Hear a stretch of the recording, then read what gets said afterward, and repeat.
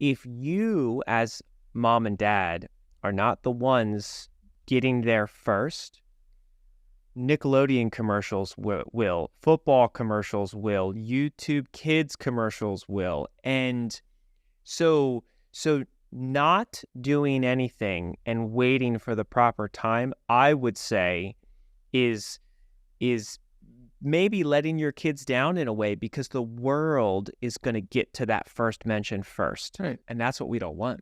You're giving away the power of first mention to their peers or to pornography or to the culture around us. Welcome to thesextalk.com, where parents can go to get clear and confident to have the sex talk with their kids.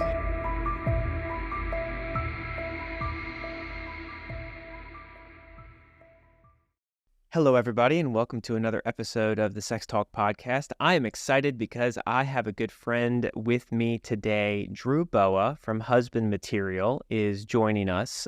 Drew and I recently connected at a conference out in Colorado. It was the Sexual Integrity Leadership Summit, and Drew and I are just excited to lock arms together in ministry. Drew had the opportunity to get access to the sextalk.com, and he blessed me with some really cool feedback. So, Drew, tell us a little bit about yourself, man. Yeah, I help men outgrow pornography, and I love resources that decrease the need for what I do. And the sextalk.com is one of those resources. Watching the first video, I was so blown away. I felt like it was a huge blessing to me personally, and then through me to my kids as well. There are very few resources that I would recommend highly, and this is one of them. I'm so humbled by that, Drew. When you sent me a voice message, and it humbled my heart, and it gave me energy for the month, where you said, you shared that you just felt very seen. I think that was an important component as well. So, a parent who just is listening in, yes, this resource will help equip you to have the sex talk with your kids. But I think it's important to also acknowledge, like, mom and dad, we see you in this resource. And that's just so important. And it's even more than being equipped. It's personally healing as well. That's huge. Yeah, the second video of the course, it really kind of goes into, hey, mom and dad, how are you doing with your sex and your sexuality? Because that's going to dramatically inform how you can have the sex talk with your children. And, what we're going to talk about today is going to be, a tip, a trick, a cool way to help mom and dad get confidence. But I think that's one thing I want to say to somebody who's listening right now. And Drew, you experienced this as well. Like, when you get access to those 14 videos and that resource, the sextalk.com, you do come out the other side confident, secure, like with a game plan in place. So we did our best to build the easy button for parents. And I love what you said, Drew. Man, do I love what you just said. You said, it is very rare that I engage with resources that maybe put me out of a job in the future, right? I think the same thing. I'm like, man, if every child grows up in the home getting a biblical sexuality from their parents at an early age, like, we wouldn't have jobs anymore. If there was less fear, shame, and culture of control, as well as more curiosity, compassion, and connection, then porn wouldn't have a place in our lives. Amen. Yes, Jesus, may it be so. And if you're listening right now and you're a parent, just check out the free preview for the Sex Talk. We're not trying to sell you on something. I've been doing this work for 8 years. Drew's been doing it for many years as well. And our heart is to see a generation of children not get stuck into this thing called sexual brokenness, pornography, God forbid, sexual abuse. And we want to equip and protect the littles. It is the coolest conversation of all the hard, difficult conversations Drew and I have with men and families on a regular basis, because we can say, hey, let's give our kids armor. Let's give our kids confidence. Let's help them enter our sexually broken world, our sexually saturated society with defense. And Drew has a really cool, I would say, imperative focus that I want to really sit on today, and it's called the power of first mention. Drew, tell me a little bit about that. When you hear a word for the first time, you don't know what it means. That first mention of the word has a disproportionate impact on your view of whatever that thing is.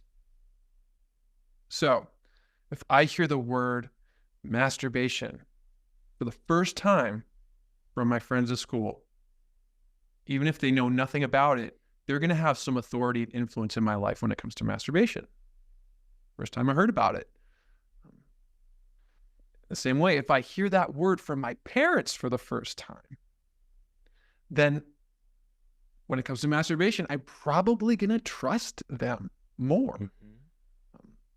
And this applies to all kinds of sexual terms: pornography, oral sex.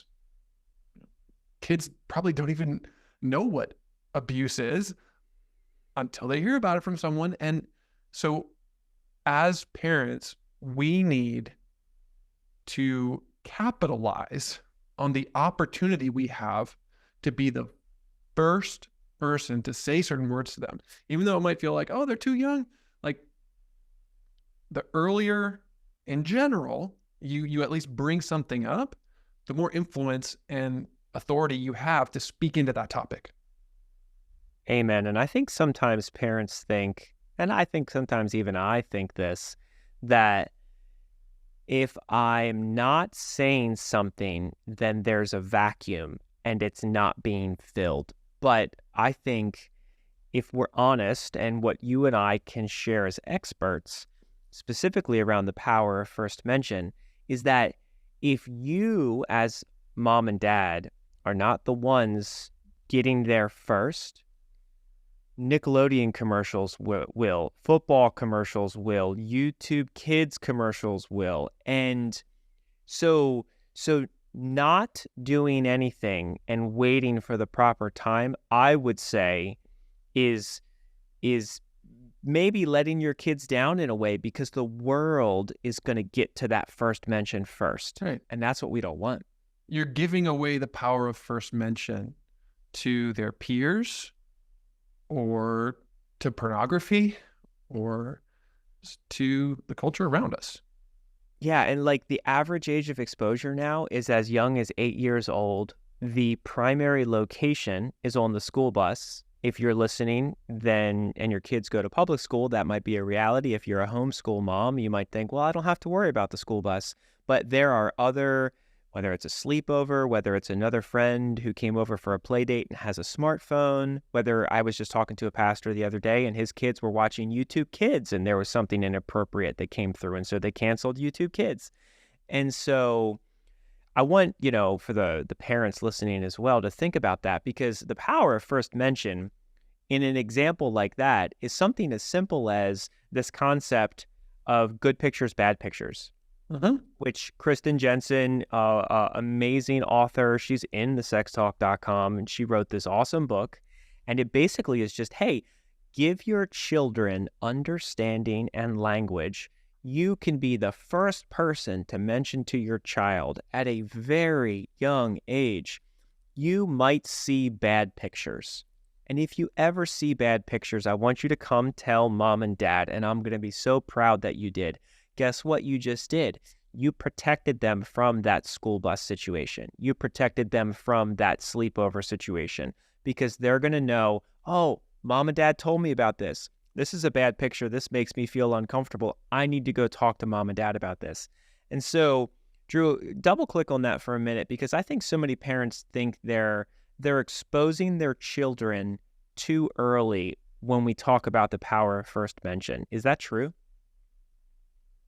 You can harness the power of first mention in age-appropriate ways. Mm-hmm. So talking about pornography as good pictures and bad pictures is a great example of that. If we apply it to masturbation, you might use the language of tickling. So our bodies are ticklish because some parts of the body have more nerve endings, like the bottom of your feet.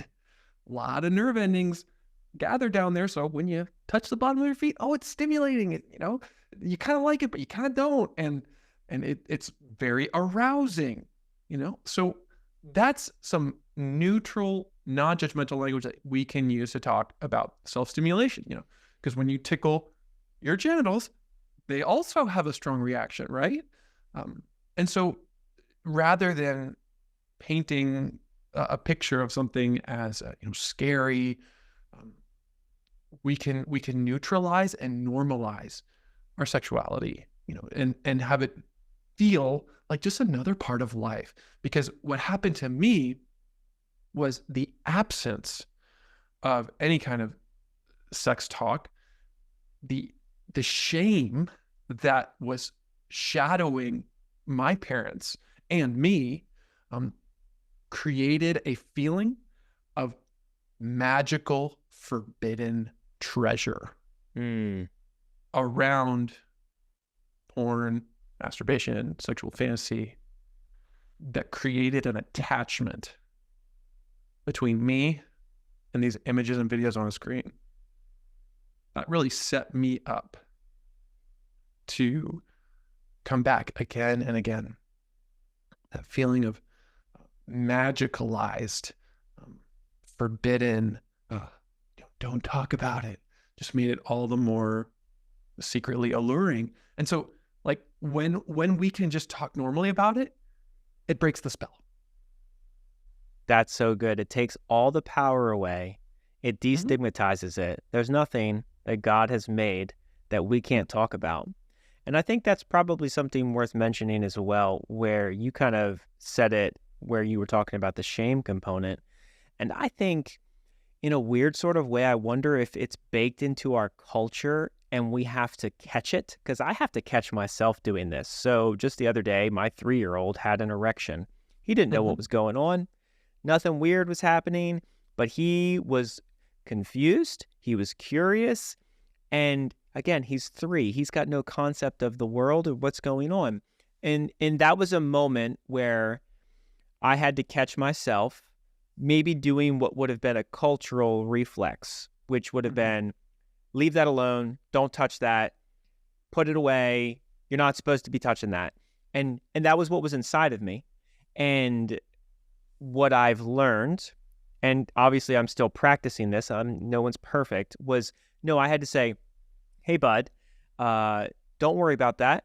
Sometimes that happens. It's not a big deal. If we leave it alone, it'll probably just calm down, right? We really only touch down there right now when we're going to the bathroom, when we're taking a bath, maybe at the doctor's office, and presenting to him this reality like that. Oh, it's no big deal. It's normal. Sometimes that happens, and we go about watching the show, and it's good.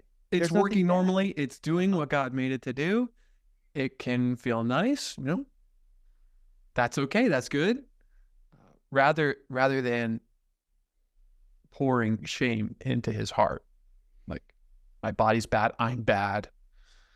Exactly. And it's funny because you really can unpack this for young children at such small levels, because I mean, in our household, this is such a regular conversation. I have a 3-year-old and I have a 2-year-old, and even I mean, it does sound mundane, but from my experience, I can promise you it's not, because these little moments plant seeds. And what we're talking about with this topic is we want to plant the right kind of seeds with your children.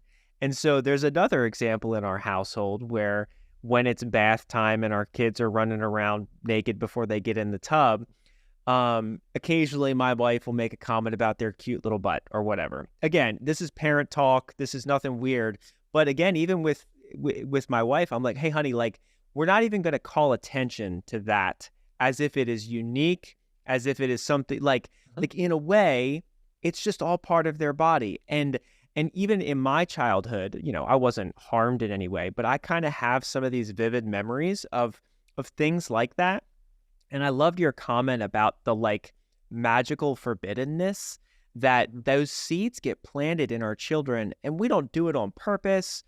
But I think this intentional power of first mention posture as a parent and seeing the world through this lens of we want to give our children no shame around their bodies, confidence, normalization, understanding. When it comes to these early conversations, it really is just something as simple as, hey, God made us and it's great and it's beautiful and there's appropriate times for appropriate things in appropriate places. And of course, this conversation will morph with a 7-year-old, an 8-year-old, a 10-year-old. But the power of first mention is integral for parents to realize it's with super young children. Would you agree? Yes. And you can't get it back. Tell me more. Well, once they hear about something like LGBTQ, you can no longer be the first source of information, which is sad. So yeah, earlier is better. Also, I would add, as much as their educational level allows, use accurate technical language. Yes. So rather than kiddie language or euphemisms, use the real term for things, because that promotes understanding, and also it's less judgy. It's less loaded. Yeah, So- it gives them a defense too, I would say. That one session in the sextalk.com where Kristen Jensen talks about that, I was blown away when I heard that story of just giving your child the term penis and vagina. Yeah. There's nothing dirty about those words. There was a horror story of a babysitter, and the mom and dad get home, and the son or the daughter says, Johnny keeps poking me with his stick. And they didn't have the word penis. Yeah. What could have changed in that child's horrible sexual abuse story if early on they had just simply knew what that word was? Yeah, exactly. And we don't want mom and dad to think that you're harming your children, because you're not. And I would say that's another thing I've seen in our culture is we are afraid to say those words, and I don't really know why. But man, it's cool when my kid comes home from daycare and he talks about how all the other kids were spanking each other's butts and how he knows that's not appropriate. We don't do that. And you can tell dad about it at 3. Let's go. Right? I got so excited. And right there, I praised him. I was like, thank you so much, Braden. I'm so proud of you for telling me. Man, in our house, it's like you get an M&M when you do a good thing. So it's like reinforce that positive behavior. And then I asked him, I said, did they get in trouble from the teachers? And he said, yes, they did. And so like, again, he's learning to read the world and see this narrative around, hey, one, our family lives differently. Of power of first mention, you talked about LGBTQ, right? Like there are commercials now that are hyper promoting same-sex attraction and all sorts of other things like that. So we don't watch a lot of television in our house, but there was a couple, 2 men walking up and down our street holding hands. They moved into the neighborhood the other day. And the power of first mention, which unfortunately we live in a world where we must be on top of that in ways that maybe weren't true in previous generations. And I had to say, because Braden will ask questions about that and he'll see that. And so if I am not saying, yes, there are individuals that live this way, but it is not the way God teaches us to live. And I begin sharing with him that like, hey, as Liberto in our family here, we believe what God says in the Bible and here's what he says. And we move past it and it's done. But that's an important component too, where yes, you want to protect your children. But I think we need to acknowledge that in our world today, you can't protect them. It's not if, but when. Yeah. Have you seen this with your kids? How are you guys doing this in your home, Drew? Yeah. We use a resource by Adam and Carissa King, also known as Dear Young Married Couple, and it's called Having the Talks. It's a card game where each card has a question on it. And I was amazed at how my kids want to play this game. Each question asks something about sex, marriage, body parts, feelings. It even goes into what is pornography, things like that. And like the kids want to play the game. It's a fun game. So we pick up the question and I'll say, how are boys' bodies and girls' bodies different? Mm-hmm. And then they'll give their answer. It's kind of funny and incomplete. And then mom and dad get to fill in the details. I'm amazed at how much they already know. Like, this game allows them to share what they've already picked up that we didn't even teach them yet. And then it makes it fun. So they want to do it. And it turns into something joyful. It turns into something connecting rather than a somber one-time event of a single talk. It's not the single 100-minute talk. It's the 100 one-minute talks. That's so good. Yeah, I think I love that card game too, because you think sometimes, and I think this way too, where it's like, man, this bag that parents have been handed in our sexually broken culture, it's tough. This is not easy. And I don't want a parent to be confused when they're hearing us say the power of first mention and think you got to run down the entire gamut of possible lists of possible things that you have to say first. I think more than anything else, the one takeaway is you want to be proactive. You definitely want to hit the major things. But then also, if you just at an early age set the tone with your children that mom and dad are going to be proud of you if you come to them first with whatever it is, because you might miss something. Yep. But if they know beyond a shadow of a doubt, don't pass go, no matter what happens, I can go talk to mom and dad about something in this area, you got it. You're good. Yeah. More than doing a great job, we care about the relationship. Yes. Yes. And for them to know that mom and dad are safe around anything with sex and sexuality, and to know that mom and dad are the experts around anything around sex and sexuality, this becomes so much more robust when they're hitting puberty, when they're starting to date. I was having a conversation on this podcast with somebody the other day, and I said, I'm curious if you have any stories like this, but I've never heard of a story of a son struggling with masturbation, and the first person he goes and tells is his dad because he knows dad can help him. Man, if that was the norm, if that was what was built into our kids' DNA, that's how I want to be as a dad. That's what I want my children to know. That would change everything. That adds another important piece of this, which is telling our stories and being vulnerable about our experiences with our kids, again, in age-appropriate ways.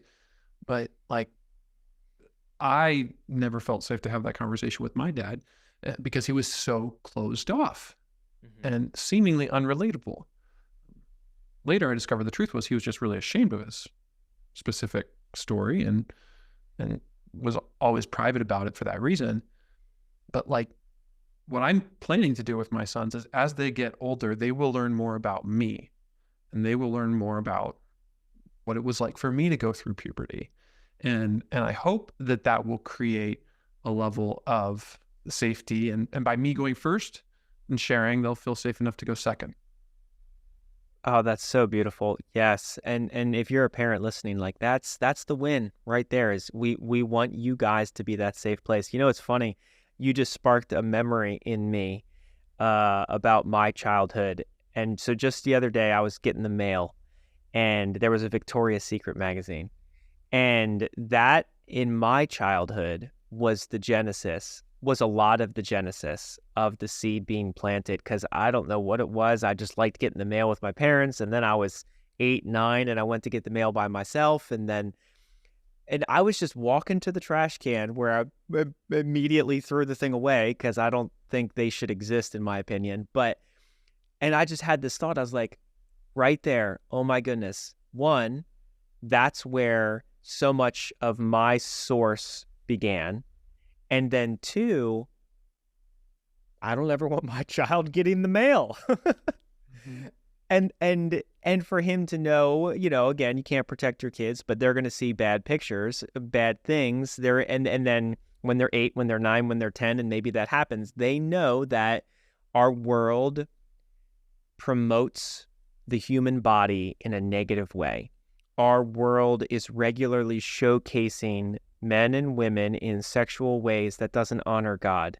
And we want to take those thoughts captive, and we want to avert our eyes when we see something that makes us feel uncomfortable. Man, at such an early age, I'm so excited to, like you said, share about dad. Like maybe that's a story I'm telling my 9-year-old one day about when dad used to get the mail and how that was really hard for him, and how, right? Like I love that about at early ages and at appropriate ages as they grow up, hearing my story.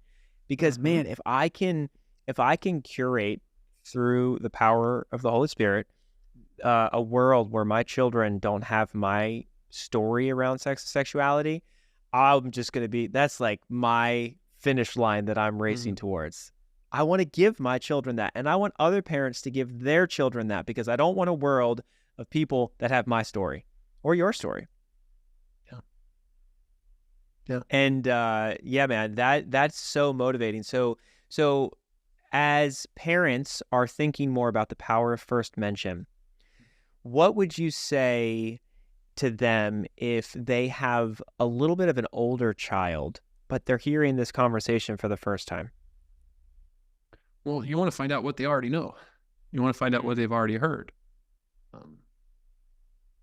Because you might think you're introducing a topic to them, but they've already been aware of it for years. So I think as they get older, we need to do a little bit of interviewing, tell me what you know about sex and sexuality. Instead of just me starting with a monologue or starting with my story, start with listening. Yeah, that's so good. One of my buddies has this question he likes to ask on a nonchalant walk. He says to his kids, "Hey guys, do you know what the word sex means?" and that's his like beginning to ask some questions. Yeah. And I think that's really good, because I do talk to a lot of parents that, I mean, just the other weekend I was at a church teaching about this, and they said, "Hey, our child's 14, 15. We haven't really done any of this yet." And so it is something different when that's the case, because you do have to come in from a different posture. Yeah. And no matter how old the kids are, the truth is we're not working with a blank slate. We're building on what they already know. So first we have to figure out, okay, what do they already know or think they know? And then meet them where they're at. Mm-hmm. Yeah, I completely agree. And that's what I coach these parents. I said, you got to figure out what they know, what he knows first. And so, and in this person's story, their child was in public school and had friends that were already interested in transitioning genders. And so I told them, I said, guys, I'm sorry, you don't have much of an easy button here. You have to lean in, and it will take some time. And I would curious, Drew, what would you say? This, man, I can't unsee this. It's just a lot for parents. What do you say to a parent that's like semi freaking out, semi worried they've already dropped the ball? And how do you get them back on the horse? Yeah. Well, we all make big mistakes in parenting, not just little ones. Like we all make big ones. And so if you are realizing the ways that you have failed or simply not equipped your kids, that's actually really good. Like that awareness, that realization that I could be doing a lot better is honest. And that's where we all need to come to.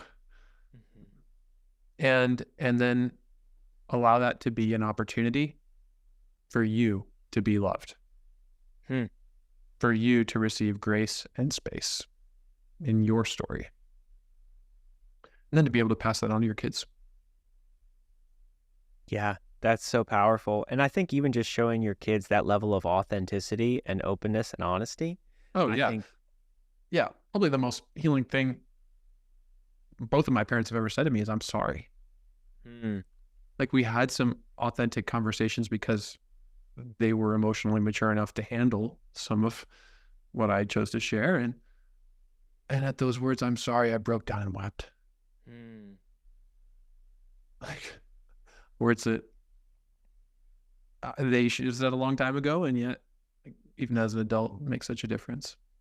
And that's what all the attachment researchers are saying makes the biggest difference. Not the absence of rupture, but the presence of repair. In fact, Brene Brown says this, Jake Porter says this: imperfection is necessary for connection, because it's impossible to relate to perfection. So when we are imperfect and honest and open about it, that is not the barrier to having a strong bond. That is the bridge right there. That's so powerful. And I would say that's so helpful too, because as parents, we never want our children to struggle, and we do want them to be perfect we want them to be holy and pure sort of way. But I think in this area, I love this component of the conversation, because if you could take a deep breath as a parent and come to the realization that your child will make mistakes in this area, and then if you can get yourself there, the next thing you want to ask or think is, am I going to be the person they run to? And if you know that your child will say yes, they know that they can run to me, man, you are rock star ready. You're doing great. Yeah. And how will they know if they can run to you? Because you've made mistakes. And because they know about your mistakes, because you've been vulnerable with them, because you've asked for forgiveness, and you've built trust. Exactly. One of Matt Fradd's comments in the course as well, which so much of the course, man, I still get so much value from it every time I watch it. But he basically is talking to a parent who maybe is starting late, and they have already caught their child watching pornography, and they really haven't had any of these conversations. And Matt just says, you can go to your child with an open-handed posture if they're older and say, I'm sorry that this happened to you. I'm sorry that I wasn't able to protect you from this. It's something that I wish I had done better, but I'm here now to come alongside of you. How can I help? Yeah. And that'll change everything. And so, Go ahead. Yeah, what were you going to say? I often use the metaphor that porn is a pacifier, that we use it to cope with pain. However, porn is also a predator. And so we need to acknowledge that, maybe I allowed my child to be preyed upon, to be exploited by the sexual abuser of pornography. A lot of times the guys who I work with are struggling with very specific sexual fantasies that were introduced by porn, or that were like intensified by porn. It has vandalized their arousal templates from a very young age. It's not men who get hooked on porn. It's not women who get hooked on porn. It's little boys and little girls. And so for all the adults here listening who have a relationship with porn, heal the child and you will free the adult. Dude, that comment, I have been sitting on that. You've said that before, and I can't unhear it. It's not men and women. It's little boys and little girls. Yeah. Who get exposed, hooked, harmed by pornography. And I mean, I equally hear these stories. It's almost 100% of the time that they were exposed at an inappropriately early age. Yeah. And that's when everything starts. And if I'm honest, Drew, it is the thing that is the most frustrating when it comes to trying to tell people about the sextalk.com, because if we know that that is so often the case, why can't we get mom and dad to lean in around this? I just want to like scream it from the rooftops. Yeah. Yeah. I'm with you. So if you're listening and you're a mom and a dad, just hear our hearts, because our hearts are correctly for your littles, your children. We're you know, the sextalk.com is not trying to sell you another thing. Like, man, we took 23 years of knowledge running a purity ministry, pulling people out of the darkest pits in the darkest places that you can't even fathom. And we're like, what can we tell mom and dad in 14 videos that will help set them up for success so I don't have to pull their kids out of a gutter 15 years from now? Yeah. And so that, Drew, so if you're, you know, a dad listening to this, husband material is for you. If you are struggling with pornography, that's what Drew does all the time for a living. And so, man, I think this is probably the thing I'm the most passionate about in my work now, because of the preventative nature. It doesn't mean I'm not still passionate about helping people struggling overcome at these older ages or in these marriages that are on the brink of destruction and things of that nature. But it just gives me so much hope to think of, and I already said this earlier, a generation of kids that don't have my story or your story. Yeah.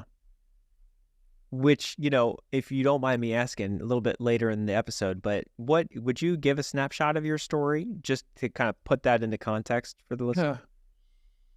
Yeah. I was a kid who loved Jesus and hated porn, but I couldn't stop watching it, masturbating to it.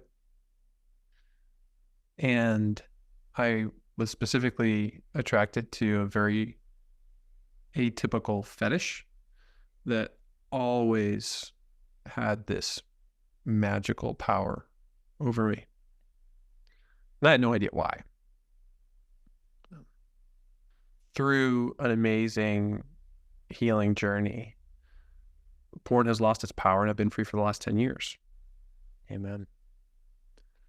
Still healing, still growing, and yet taking other men with me on a path that is much less about fear and shame, like a lot of purity culture is, and it's more about giving and receiving love. It's more about being able to give ourselves what we didn't get when we were kids.